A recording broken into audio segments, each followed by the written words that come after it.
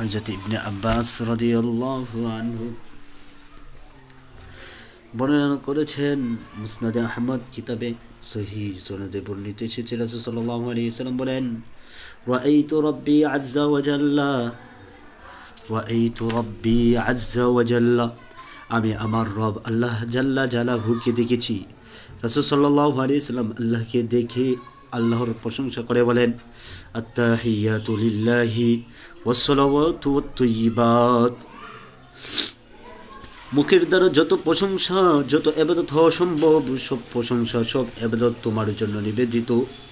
দেহের দ্বারা যত ইবাদত, যত আনুগত্য করা সম্ভব, সব ইবাদত আনুগত্য তোমার জন্য নিবেদিত।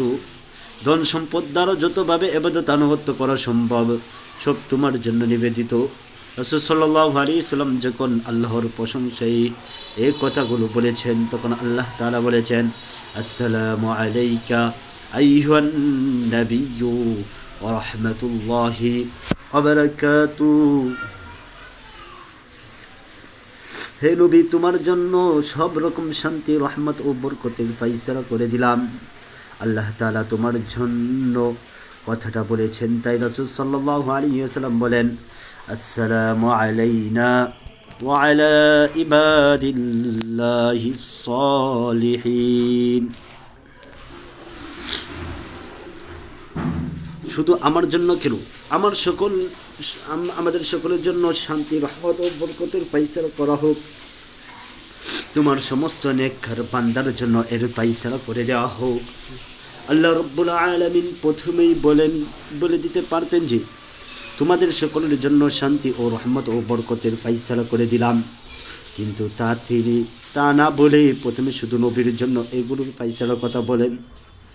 তারপর নবীর মুখ থেকে সকলের জন্য আবেদন বের হলো, যাতে প্রকাশ পায় উম্মতের জন্য তার চিন্তার দরদ এতটা যে আল্লাহর খাস দরবারে যেও তিনি উম্মতের কথা বলেননি।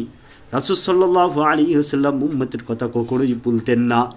হাসরের ময়দানে যখন সবচেয়ে ভয়াবহ মুহূর্ত হবে, সেই সময় তিনি উম্মতের কথা ভুলবেন না। সহিহ হাদিসে এসেছে, রাসূল সাল্লাল্লাহু আলাইহি ওয়াসাল্লাম বলেছেন, লিকুল্লি নাবিয়্যিন দাওয়াতুন মুস্তাজাবাতুন দাআ বিহা ফি উম্মতিহি ওয়া ইন্নী ইখতাবাতু দাওয়াতি শাফাআতান লিউম্মতি ইয়াওমাল কিয়ামাহ। প্রত্যেক নবীকে এমন একটা দোয়ার ক্ষমতা দেওয়া হয়েছিল যে যখন যেভাবে চাইবে তখন সেইভাবে সেই দোয়া কবুল করা হবে। রাসূল সাল্লাল্লাহু আলাইহি ওয়াসাল্লাম বলেন, সব নবী দুনিয়াতে তাদের সেই দোয়ার ক্ষমতা প্রয়োগ করে গেছেন, আমি প্রয়োগ করিনি। আমি সেটাকে রিজার্ভ রেখে দিয়েছি। কিয়ামতের দিন আমি আমার উম্মতের সুপারিশের জন্য সেই ক্ষমতা প্রয়োগ করব। দেখা গেল কিয়ামতের ভয়াবহ দিনেও রাসূল সাল্লাল্লাহু আলাইহি ওয়াসাল্লাম উম্মতের কথা ভুলবেন না। আল্লাহর কাছ দরবারে যেও তিনি উম্মতের কথা ভুলেননি। তাই বলেছেন, শান্তি, রহমত, বরকত শুধু আমার জন্য নয়, আমাদের সবার জন্য, আমার সব উম্মতের জন্য হোক।